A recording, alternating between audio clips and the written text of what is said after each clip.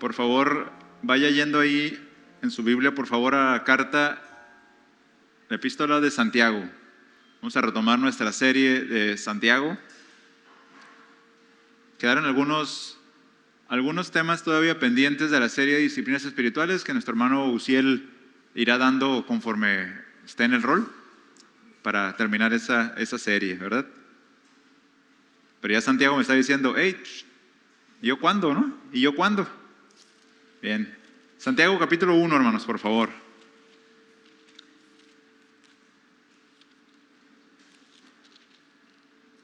Santiago capítulo 1.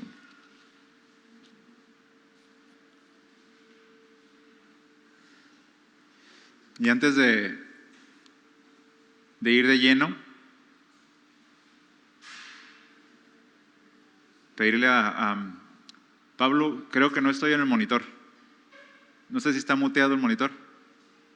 Chécale, porfa. Bien, no se distraiga, hermano. Antes de entrar de lleno al pasaje, hay una historia.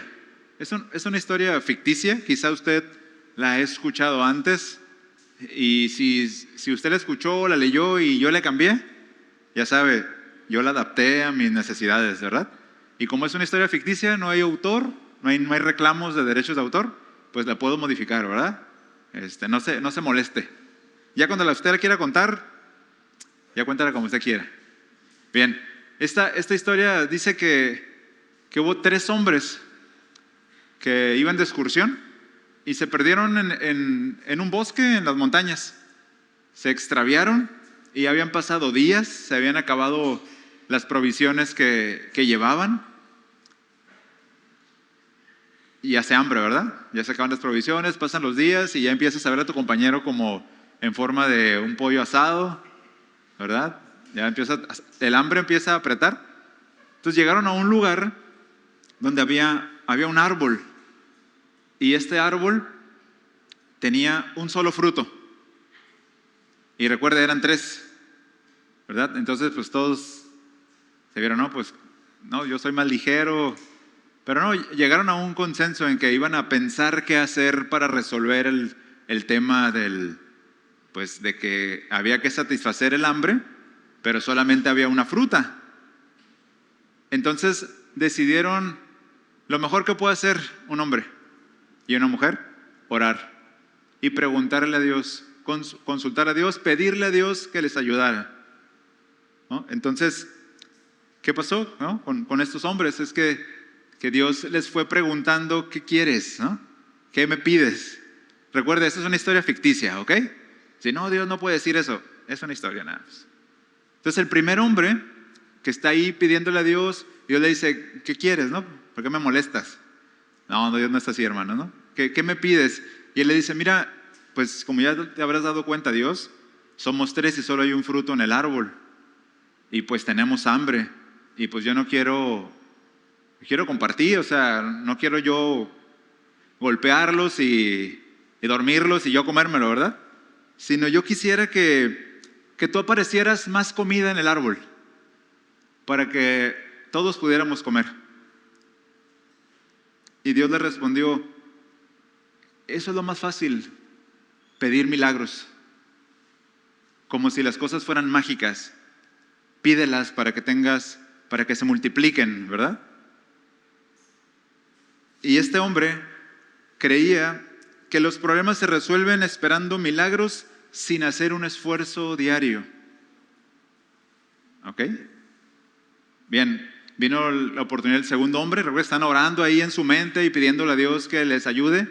Y ese segundo hombre, Dios le pregunta lo mismo, ¿qué quieres? ¿Qué me pides? Y él le dice, yo quisiera, Dios, que la fruta tú la hicieras más grande, creciera para que pudiéramos saciarnos los 3 y poder comer los 3. Y Dios le dice, no, es por la experiencia, cuando uno multiplica las cosas, la gente te empieza a seguir solo porque les das de comer.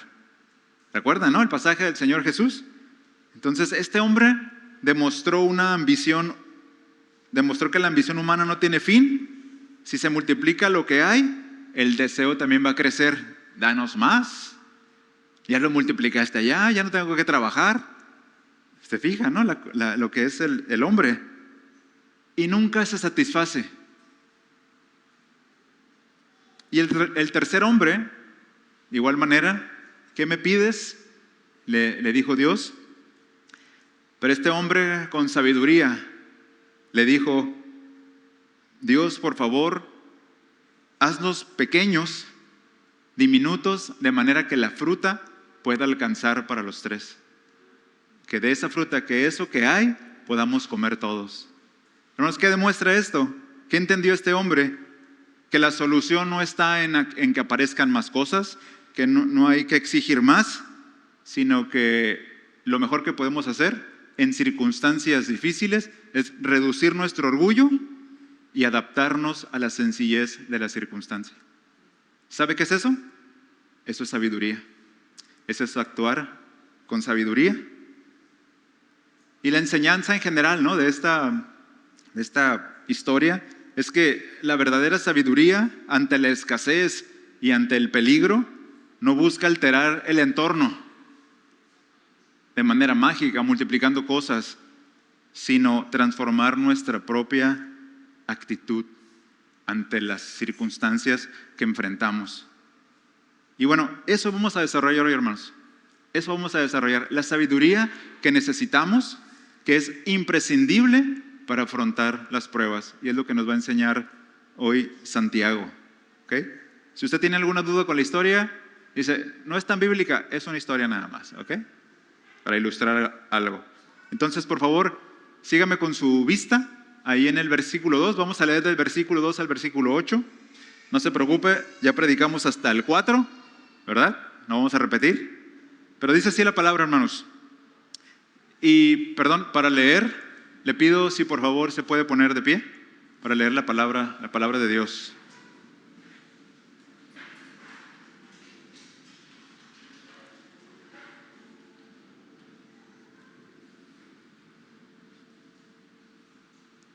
Santiago 1, versículo 2 al 8.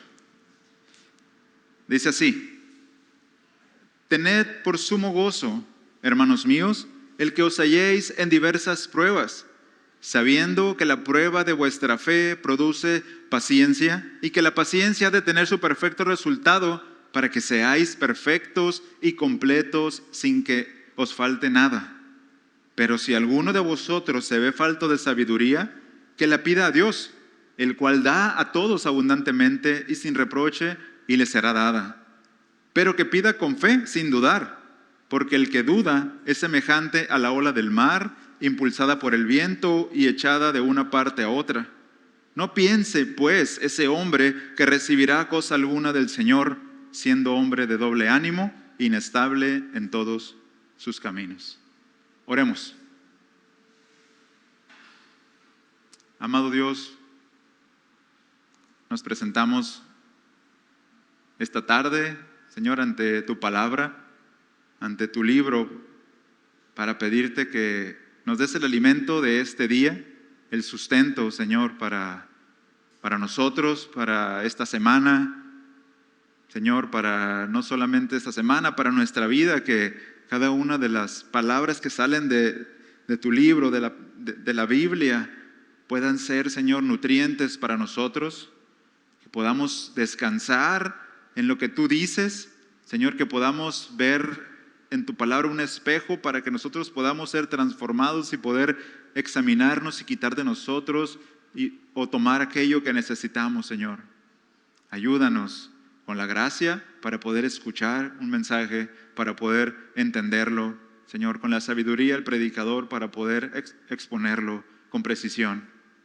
Muchas gracias, Señor. En el nombre de Jesús. Amén. Puede tomar su lugar, por favor.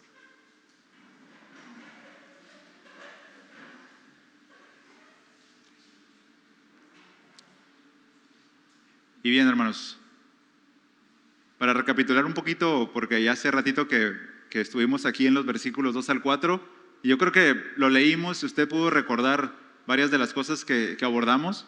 La realidad de que todo creyente y también el resto del mundo, ¿verdad?, pasa por tiempos difíciles, pasa por diversas pruebas, pasa por aflicciones. Y nos enseña ahí en el versículo 2 que esas pruebas llegan muchas veces a acorralarnos, a cerrarnos el paso, a acercarnos, ¿no? A llevarnos a una esquina donde quizás no encontremos la salida y nos sentimos que no sabemos qué hacer, ¿verdad? Pero la palabra nos da una promesa y nos pide una actitud correcta ante esos tiempos difíciles, que es tened por sumo gozo, ¿verdad? Aunque puede ser difícil, es un mandamiento, ¿verdad?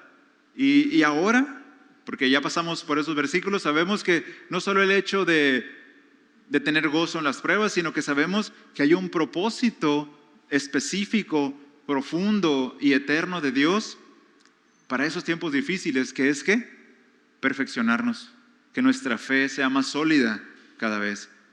Como dice el versículo 4 al final, para que seáis perfectos y completos sin que nada os falte. Y esto no es otra cosa, hermanos, que el desarrollo del carácter de Cristo en la vida del creyente. Conformidad a Cristo, una vida piadosa. Entonces las pruebas toman parte de esto, para que nosotros podamos desarrollar ese carácter perfecto, que por supuesto que no va a ser perfecto en esta tierra, ¿verdad? Lo entendemos, pero sí habla la palabra acerca de ser maduro, ¿verdad? De ser maduro. Entonces, en síntesis, eso fue parte de lo que estuvimos estudiando los versículos anteriores, y si Dios nos permite, hoy vamos a ver el versículo 5, nada más, y próximamente veremos los demás versículos.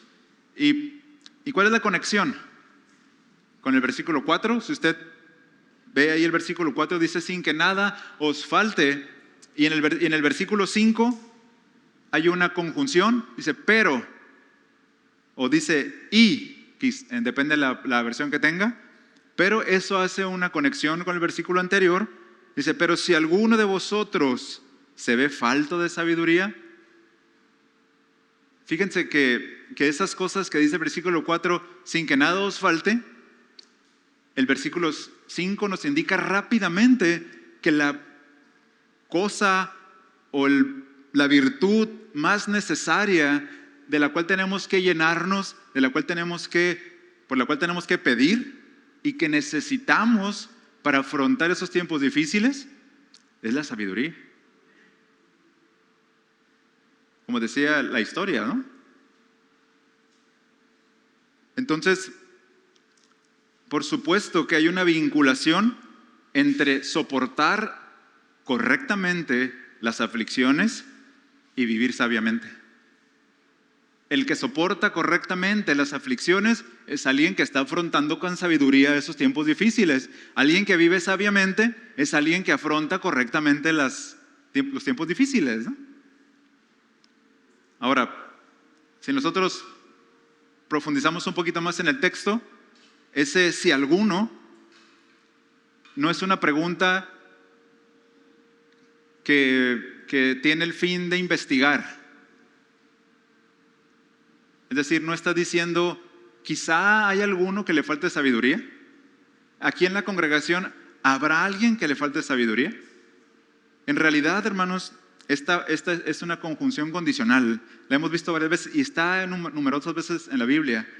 Es una conjunción condicional de primera clase, se llama, donde lo que el texto original quiere decir es que en realidad a todos nos hace falta sabiduría. Es decir, a todos les falta sabiduría. Es una premisa que ya el autor da por hecho. Entonces nadie puede decir, yo no necesito sabiduría, yo estoy bien. No. A todos les falta sabiduría. Y un comentarista dice lo siguiente, dice, las pruebas y aflicciones hacen surgir en nosotros toda clase de emociones, preguntas y cuestionamientos. Muchas veces no sabemos de dónde nos han venido ni por qué. Hemos caído en ellas, nos cercan y aprietan. Dios parece lejos, como si nos hubiera abandonado y desamparado. Estamos perturbados, aturdidos, confundidos al no entender el propósito de Dios en ellas. No sabemos cómo actuar. Todo parece oscuro. No hay luz en el camino. Nos encontramos en una encrucijada y no sabemos por qué camino andar. Usted puede decir sí o no a eso.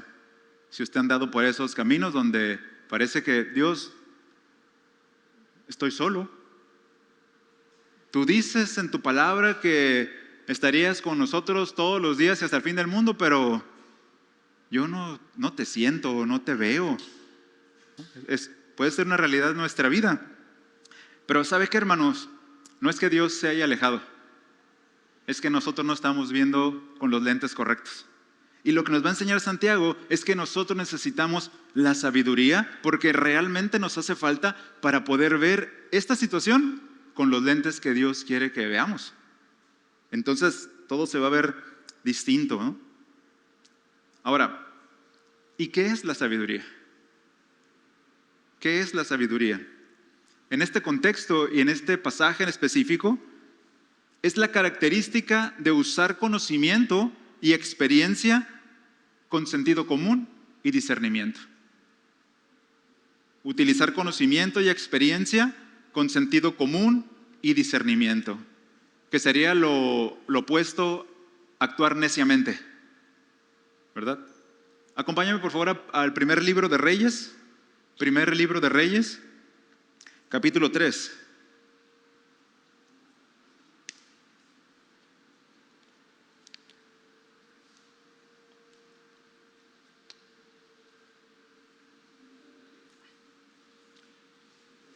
Capítulo 3, versículo 9.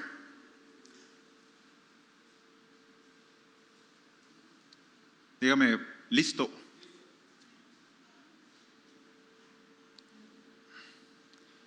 Rey Salomón, pasaje conocido.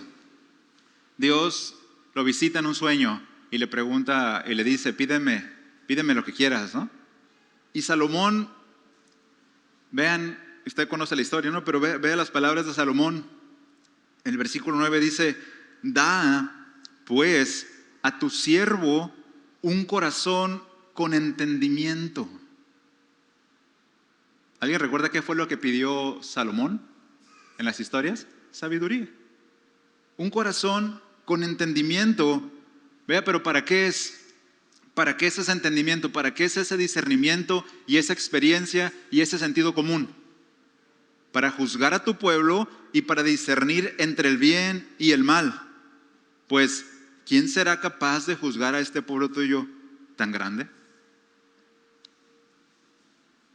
¿Usted cree que Salomón iba a pasar por situaciones complejas como rey? Por supuesto. No pidió un ejército tan grande y una guardia. Dame un ángel aquí que si me equivoco o me quieren atacar, que lo mate, ¿verdad? No.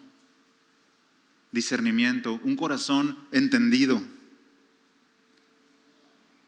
Hermanos, la sabiduría de la que habla en múltiples textos Proverbios, en Proverbios, que se habla en múltiples textos, dice que esta sabiduría, en el capítulo 2, versículo 6 de Proverbios, que esta sabiduría proviene del Señor, dice, porque el Señor da sabiduría, de su boca vienen el conocimiento y la inteligencia. Entonces todos los creyentes, no solamente que están pasando por tiempos difíciles, porque en este momento quizá no lo está pasando, pero lo va a pasar, necesita hacerse de esta sabiduría. ¿Para qué? Para que lo pueda capacitar, para que nos pueda capacitar para poder, hermanos, hacer una evaluación objetiva, sin emociones, sin decir, no sé qué me está pasando. ¿Ha escuchado usted que el consejo de que uno no debe tomar una decisión eufórico, ni enojado, ni triste? La debe tomar en su sano juicio, ¿verdad? Bueno, hay un riesgo de equivocarse, pero si lo hacen los otros es más riesgo todavía. Bueno, esta sabiduría nos va a capacitar para poder hacer una evaluación objetiva del tiempo difícil o de la circunstancia para que usted pueda aplicar bien los principios bíblicos, los valores bíblicos que usted ya tiene como depósito. Podemos tener información. Vivimos en una época donde tenemos la información que Sócrates moriría por ella, que Platón moriría por tener la información y el conocimiento que tenemos. Pero tener información, tener conocimiento, no nos hace ni sabios ni inteligentes. Solo nos hace ser almacenes de conocimiento, ¿verdad? Es muy distinto. Entonces, ¿qué sigue diciendo el texto? ¿No? Ya vimos, ya definimos lo que es esta sabiduría, lo necesaria que es. Y les decía que la conjunción que está ahí en Santiago indica que hay una necesidad, que sí nos hace falta, que estamos carentes, ¿verdad? Es una realidad, hermanos. Es una realidad que estamos carentes de sabiduría. La cosa es que a veces no estamos dispuestos a reconocerlo o admitir que no somos tan sabios como nos decimos ser, ¿verdad? No estamos dispuestos a reconocerlo. A nadie nos gusta que nos digan que estamos mal. A nadie nos gusta que nos digan, estás cometiendo un error, ¿verdad? Que necesitamos tomar buenas decisiones. ¿Tú qué me vas a decir a mí si yo tengo 60 años? Yo tengo 40 años. ¿Tú qué me vas a enseñar? ¿Verdad? A nadie nos gusta que nos digan eso. Pero eso, hermanos, bíblicamente se llama orgullo, ¿verdad? Hubo un hombre, no vaya ahí, se lo leo. Ahí en Mateo capítulo 10, versículo 21, que pensaba que tenía todo. Incluso se presentó a Jesús y le dijo, él le dijo, ¿no? Maestro bueno, ¿qué puedo hacer para ganar la vida eterna? Guarda los mandamientos. Todo lo he guardado desde mi juventud. No carezco de nada. Todo lo tengo. Estoy completo. La respuesta de Jesús fue, una cosa te hace falta. Estás carente de algo. Usted sabe, ¿no? Vende todo lo que tienes y da a los pobres. La codicia había tomado de su corazón, ¿verdad? Y estaba carente de esa generosidad y ese amor por el prójimo y por Dios. ¿Se fija que su declaración, maestro bueno, era falsa? Estaba incompleta. Por eso Jesús dice, ¿por qué me dices bueno? Ni siquiera estás dispuesto a responder a lo que Dios te pide. Falta de sabiduría, carencia de sabiduría. Y hermanos, no es una opción. No es algo de lo que podemos prescindir en la vida cristiana. Yo puedo ser muy activo en la iglesia, puedo servir un montón. A mí déjenme los baños, yo los voy a dejar brillantes, ¿verdad? Que cuando entra al baño aparezca el maestro limpio ahí. Pero a mí no me hables de carácter cristiano. Eso no es para mí. Yo soy como soy. No, nos urge adquirir sabiduría. De hecho, Proverbios 4, vaya conmigo ahí, Proverbios 4, versículos 5 y 7. Proverbios 4, versículos 5 y 7.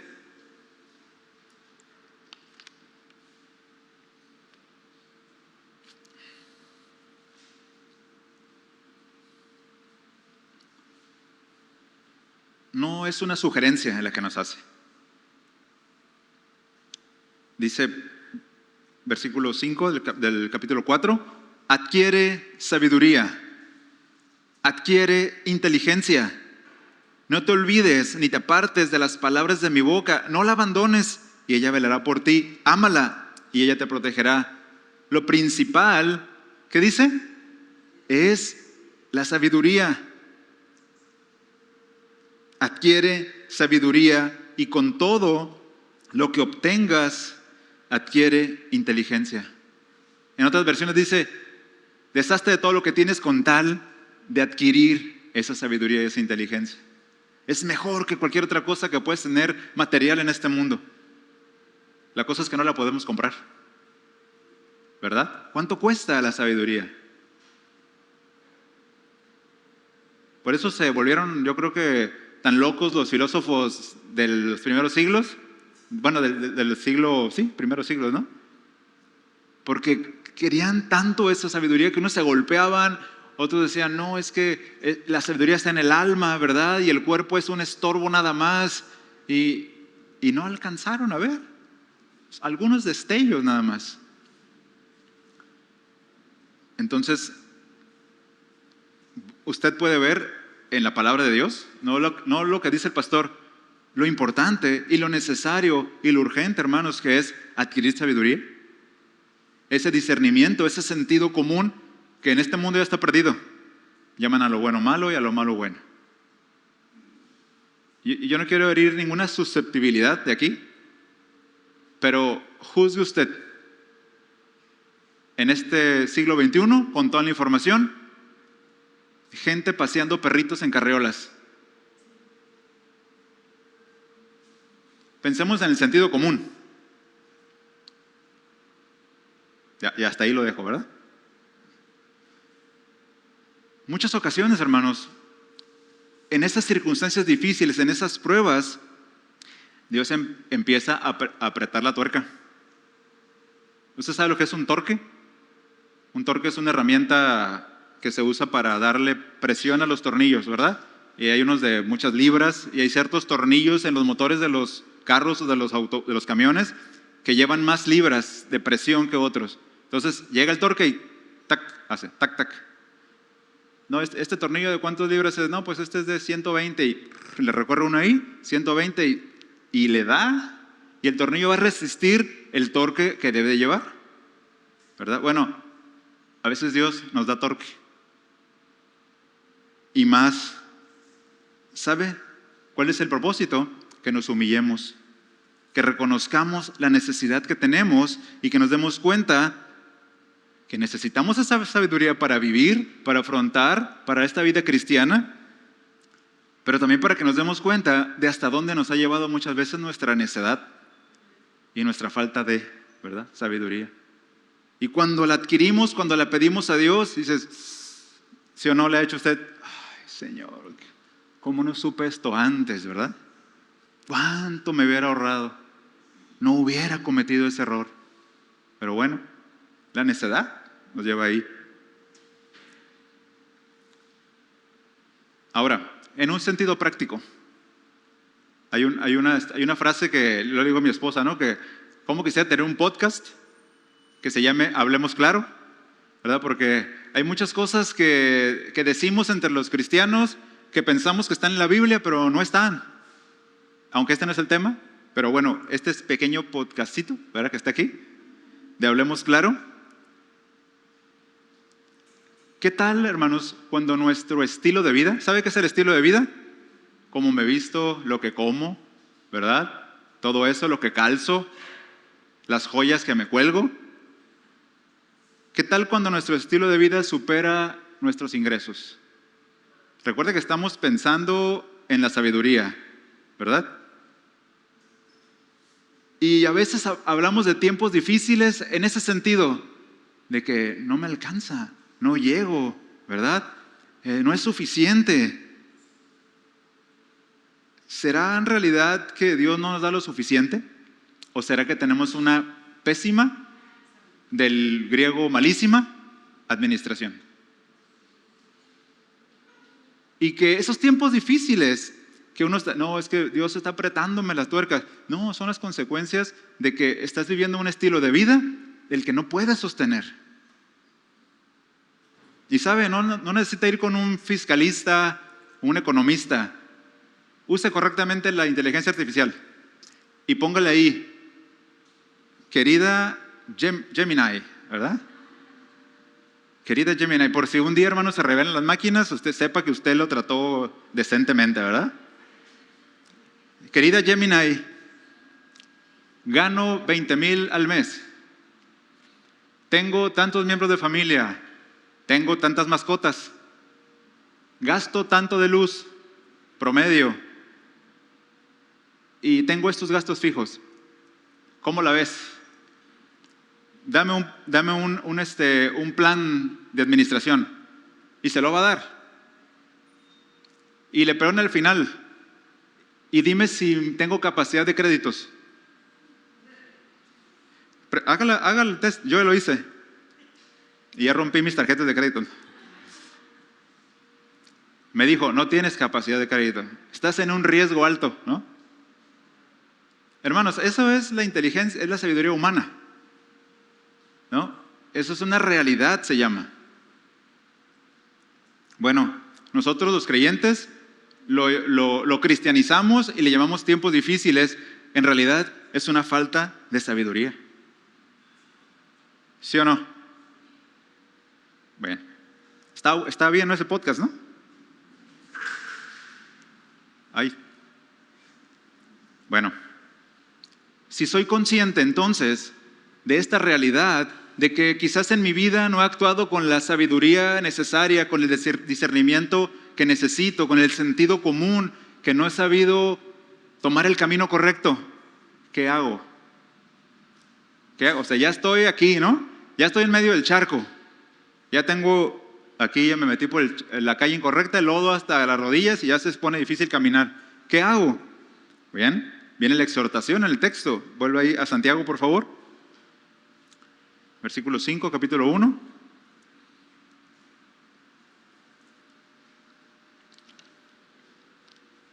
Ese reloj va muy rápido.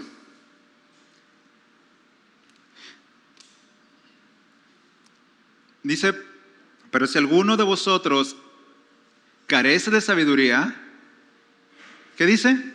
Que la pida a Dios. Entonces no tengo que hacer nada, leer libros, hacer ayunos, no sé, una manda, golpearme la espalda. Pídala a Dios.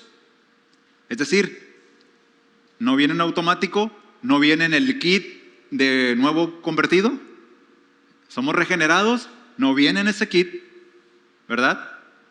No, es algo que está fuera del esfuerzo humano porque es un don, es una gracia de Dios. Viene solamente de Dios, es un regalo. Ahora, si usted sabe español, yo no sé mucho, ¿verdad? Hablo español, pero no sé español. Allí hay un verbo imperativo, allí hay un mandamiento. Pídala, pida. Es decir, tenemos que hacerlo, hay que obedecer, ¿no? Pídala a Dios. Ahora, y el tiempo en el que está el verbo, no es solamente Dios dame sabiduría y ya sigo con mi vida, ¿no? Voy a esperar hasta que Dios quiera darme la sabiduría. No, es también un participio. Manténgase pidiendo sabiduría, manténgase ahí. ¿No? Es un proceso, es una orden continua. Y Santiago hace eco de las palabras del Señor Jesús. En Mateo 7:7, se lo leo. El Señor Jesús, hablándole a sus discípulos, les dice, pedid y se os dará. Buscad y hallaréis. Llamad y se os abrirá. Es decir, en pocas palabras, ¿qué quiere decir Santiago con esto, hermanos? Que necesitamos insistir a Dios. Señor, necesito sabiduría. Señor, no me ha llegado. Señor, me urge. Señor, ayúdame. Señor, ya entendí algo, necesito más. Alguien que está constantemente buscando, que no se conforma con pedirlo una vez. ¿Hasta cuándo, hermanos, tenemos que dejar de pedirla? ¿Hasta recibir o hasta que nos muramos, verdad? Hasta que la recibamos. Ahora, paréntesis, este va a ser otro hablemos claro, ¿verdad? Nosotros debemos de poner mucha atención, fíjese, mucha atención en las cosas que la palabra puntualmente nos dice por las que oremos o cosas por las que pidamos, ¿verdad? Porque nosotros pedimos de todo. Que oren por nosotros por todo, ¿verdad? Se me enfermó mi perrito, por todo. No voy a juzgar eso, pero pedimos de todo. Pero debemos ser muy puntuales en que la Biblia, específicamente, hay pasajes donde dice, pide por esto, pídele a Dios esto, ora por esto. Y esto es algo que la Biblia nos dice que pidamos a Dios, que pidamos por sabiduría. Hermanos, porque, y quiero ser cuidadoso, sé que hay circunstancias distintas, A veces nosotros no necesitamos más dinero, ni necesitamos un mejor trabajo. ¿Sabe qué necesitamos? Sabiduría. Para administrar esa fruta, esa única fruta, necesitamos sabiduría. ¿Ok? Santiago, ahí mismo Santiago, capítulo 4, es rudo Santiago, y es duro con esto. Santiago 4, versículo 2 y 3. Sígueme ahí con su vista.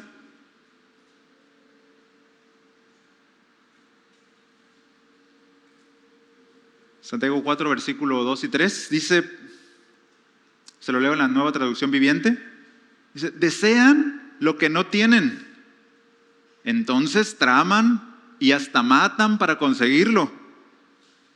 Envidian lo que otros tienen, pero no pueden obtenerlo. Por eso luchan y les hacen la guerra para quitárselo. Sin embargo, no tienen lo que desean porque no se lo piden a Dios.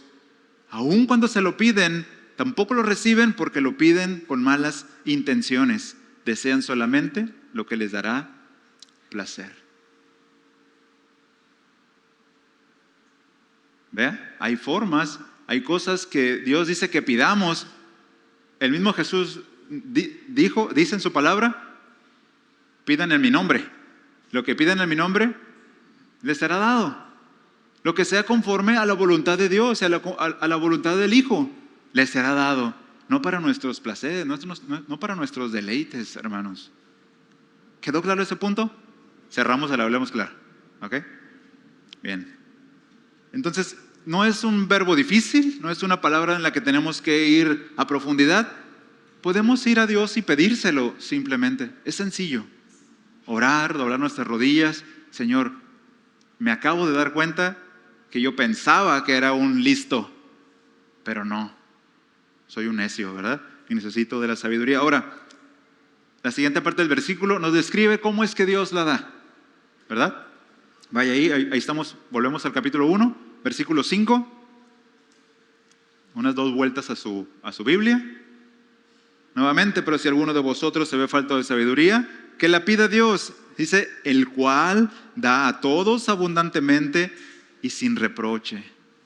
Y esta palabrita da, hermanos, que tiene múltiples acepciones o significados, particularmente en este texto, habla de que Dios concede una solicitud. Al que pide, Dios le concede su solicitud. Sencillo, ¿no?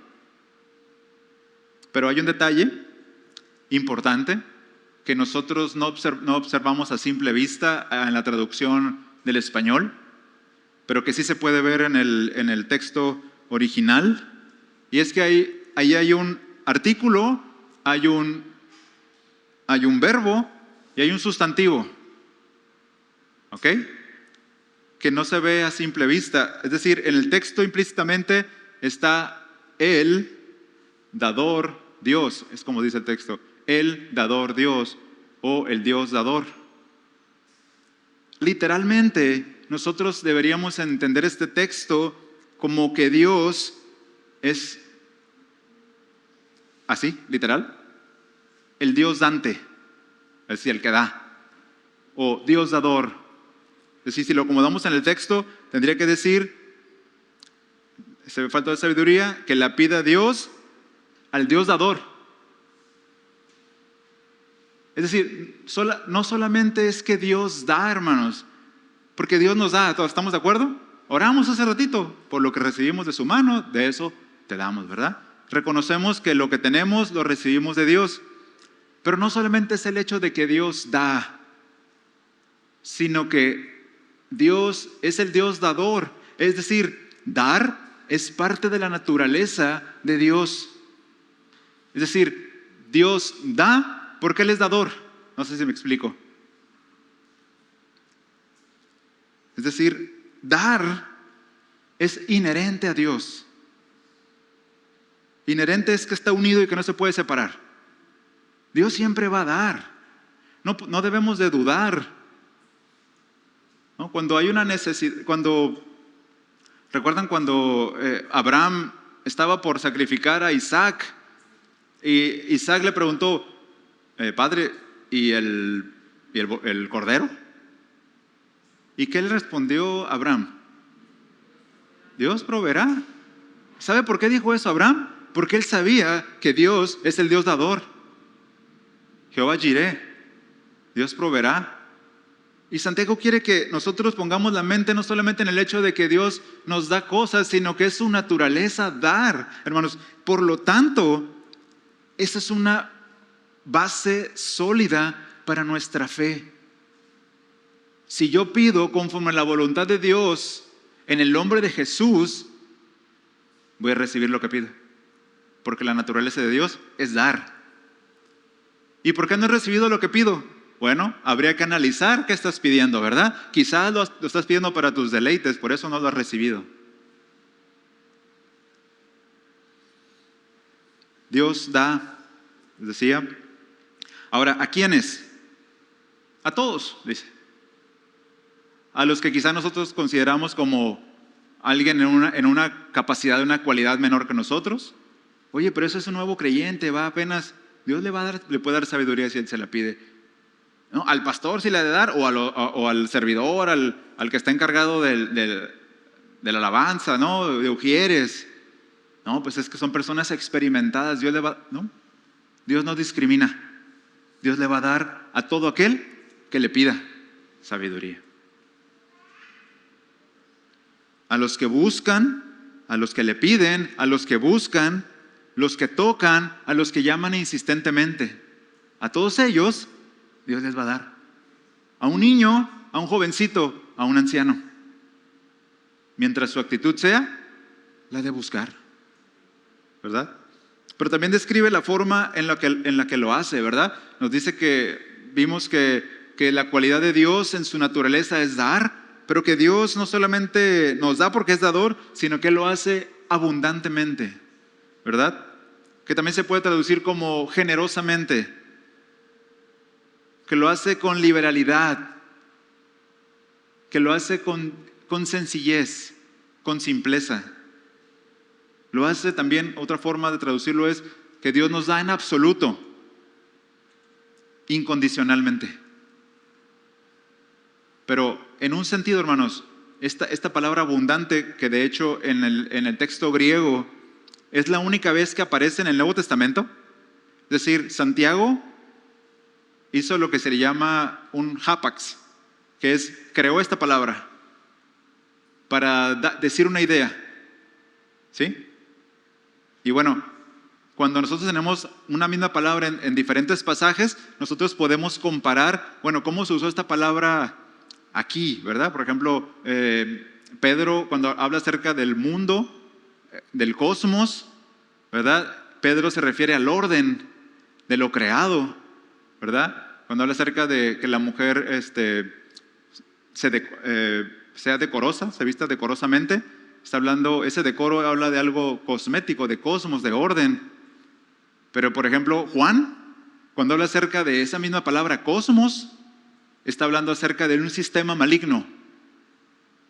¿Se fija? ¿No? Entonces, bueno, ¿cómo le hago? Lo comparo y de acuerdo al contexto de lo que estoy diciendo, puedo encontrar el significado. Ahí fue una clase rápida de exégesis, ¿ok? Bueno, aquí no existe otra palabra para compararlo. Pero sí hay un sentido técnico de la palabra, y yo no quiero enredarlo con esto, hermanos, pero es importante. Porque ese es el significado de esta palabra, nos va a dar la pauta para los siguientes versículos. Ahí va, ponga atención, ¿ok? En un sentido más técnico, Dios da con una mente indivisa. ¿Qué significa esto? En una unidad interior de pensamiento y de propósito. Dios solamente tiene un pensamiento, Dios solamente tiene un propósito cuando da a las criaturas. También se puede entender como una intencionalidad indivisa. Es decir, que Dios tiene un propósito único y completo, sin divisiones, para darnos.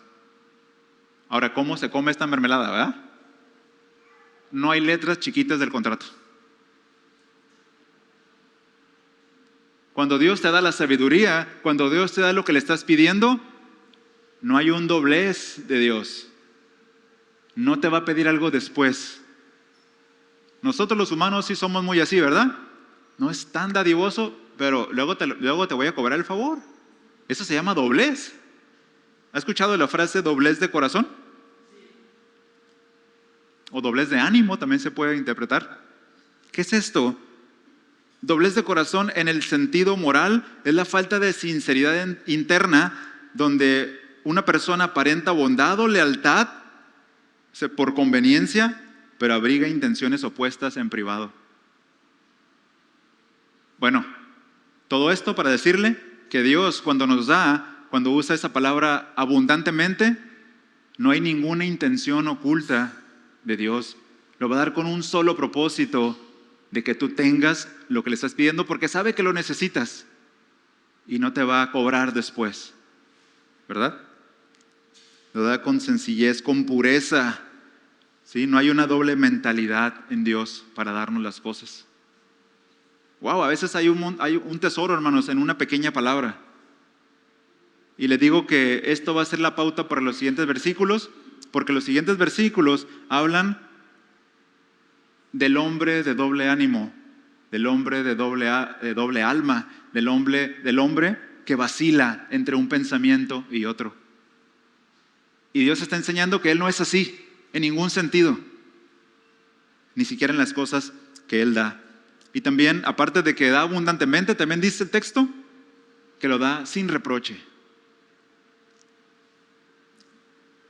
Y en Mateo 16:14, se lo leo, Mateo 16:14, no se traduce como reproche, se traduce como reprender, es decir, es una palabra fuerte, es una palabra de reprensión.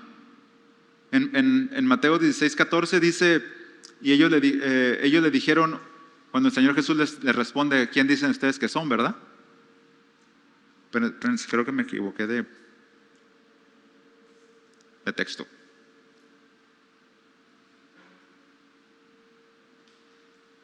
Perdón, me equivoqué de texto. Se los debo. No me reprendan ni me reprochen. ¿Ok? Bien. ¿Qué significa que Dios nos da abundantemente y sin reproche? No es difícil, no tenemos que ir al texto griego, ¿verdad? Dios no nos va a reprender, hermanos. No debemos de tener temor de acercarnos a Dios. No debemos de sentir vergüenza. Me he alejado tanto tiempo de Dios, por años. He estado ajeno, viéndolo de lejos, con las manos en la bolsa nada más. O sea, no tengo cara para acercarme a Dios. Y lo que está diciendo el texto es que Dios no te va a reprochar. No deberíamos de sentir vergüenza, decirle, Señor, soy un necio. Señor, he actuado con necedad y sin sabiduría todos estos años. Y Dios no te va a decir, pues ya era hora, ¿verdad? Ni te va a decir, pues ya te estabas tardando. O, vaya, mira quién va llegando aquí. ¿Sabes, hermano? Eso da vergüenza, que a uno le digan eso. Por eso a veces personas que se alejan de iglesias, por la razón que usted quiera, con responsabilidad o sin responsabilidad, ¿sabe por qué no regresan a las iglesias? Porque tienen miedo de que les reprochen. Mira nomás, ¿quién se apareció por aquí? Y frases que usamos, ¿verdad? Lo que trajo el viento, no sé, cosas de esas. No, Dios no actúa así. Él no tiene nada que reprocharnos. Él no tiene nada por qué reprendernos. Si hay pecado, nos disciplina, ¿verdad? Pero aún eso es amor y es misericordia. Y solamente un comentario acerca de esto. A veces, hermanos, nosotros tomamos una actitud reprochadora, como les decía. Y gente se acerca y nosotros imprudentemente, porque consideramos que tal persona no cumple el estándar, ¿verdad?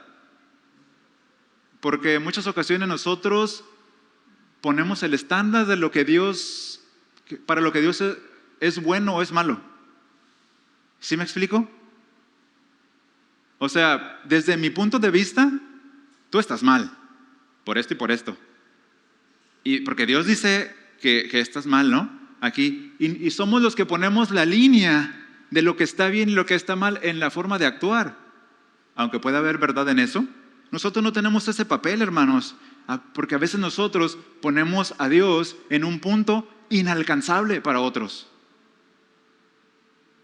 No, o sea, ¿tengo que ser como él, como ella? No, pues no. Mejor, mira, me retiro. Pero ¿sabe? Dios no está poniendo la línea. A veces nosotros la ponemos imprudentemente. ¿Sí me explico? Le ponemos escalones a Dios que a veces ni siquiera nosotros somos capaces de escalar para llegar a esa altura. No es nuestro papel. Imagínese, ¿cuál es nuestro papel? Si de Dios dice el salmista que Él es compasivo y que es clemente, que es lento para la ira y que es grande en misericordia, y Él es Dios y Él es el dueño de todo, y Él juega ese papel, ¿cuál será nuestro papel entonces? ¿De jueces? ¿Verdad que no? Hermano, ven, siéntate, te quiero servir, qué bueno que llegaste, aquí está un café, ten un agua, un suerito, ¿verdad? Frío. ¿En qué llegaste? Yo te doy raite. Lo apapachas. Porque Dios hace eso. Porque Él es compasivo. Entonces, sus criaturas, ¿qué deben hacer? Mostrar compasión, mostrar clemencia. No poner el estándar de lo que Dios es. Ponemos a Dios como un Dios tan perfecto. Lo es. Pero para que los hombres no lo alcancen como quizás yo sí lo estoy alcanzando. No es cierto, ¿verdad? Bueno, cierro mi otro, hablemos claro. La predicación debió haber llamado Hablemos Claro, ¿va? Bien. ¿Cuál es el resultado, hermanos, de todo esto? De reconocer mi carencia, de pedir a Dios, de reconocer que Dios da porque Él es dador, que lo hace en abundancia, sin pedirme nada a cambio, que me puedo acercar con toda confianza, aunque sea la oveja negra de la familia, acercarme a Él y Señor, pues reconozco mi carencia, aquí estoy, ayúdame. ¿Cuál es el resultado? En cuanto a la sabiduría, ¿qué dice al final del versículo 5? Y le será dada. ¿Ya es todo? ¿No tengo que hacer nada? ¿No tengo que flagelarme o hacer obras magníficas? No, reconoce esto, pídelo con insistencia, dice, y le será dada. Es decir, esto de dar le corresponde a Dios. ¿Ok? Entonces, nuestro único papel, hermanos, en este reconocimiento de nuestra falta de sabiduría para afrontar las aflicciones, las circunstancias difíciles, es pedirle a Dios esa sabiduría que necesitamos.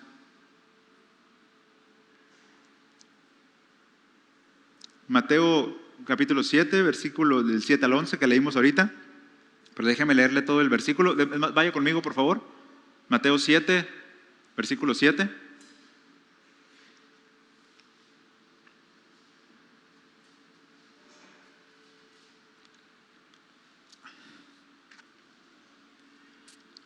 ¿Listos? Vea. Versículo 7. Sigue pidiendo, se lo leo en la Nueva Traducción Viviente, ¿ok? Sigue pidiendo y recibirás lo que pides. Sigue buscando y encontrarás. Sigue llamando y la puerta se te abrirá. Pues todo el que pide recibe, todo el que busca encuentra, y todo el que llama se le abrirá la puerta. Ustedes, los que son padres, si sus hijos les piden un pedazo de pan, ¿acaso le darán una piedra en su lugar? ¿O si les piden un pescado, les dan una serpiente? Claro que no. Así que si ustedes, gente pecadora, saben dar buenos regalos a sus hijos, ¿cuánto más su Padre Celestial dará buenos regalos? ¿A quiénes, hermanos? ¿A los más buenos de la congregación? A quienes se lo pidan.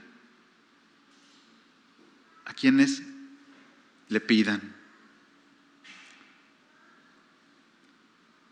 Conclusión y única conclusión. Nada de final, ¿no? Final. Además de todo esto, hermanos,